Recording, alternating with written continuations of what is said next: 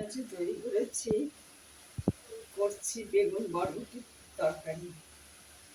বেগুনটা ভেজে নিয়েছি, বরবটিটা একটু ভেজে নিয়েছি, কালো জিরে ফোড়ন দিয়েছি, আগে ফোড়ন দিয়েছিলাম।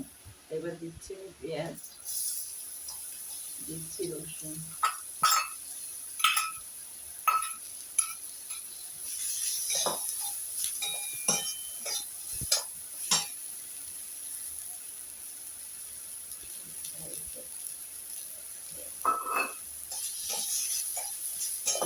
একটু ভাজা ভাজা হয়।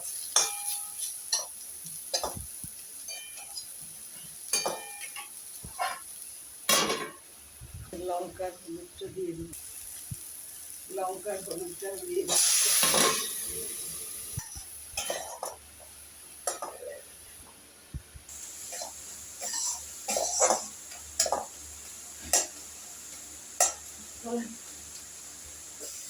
এটা দিয়ে দিচ্ছি।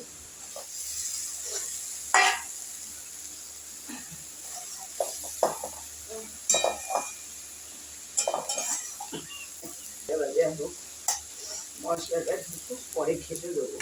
ঢাকা দিয়ে দিলাম। আমাদের বরবটি দিয়ে তরকারিটা হয়ে গেছে। এবার আমি নামিয়ে দেবো।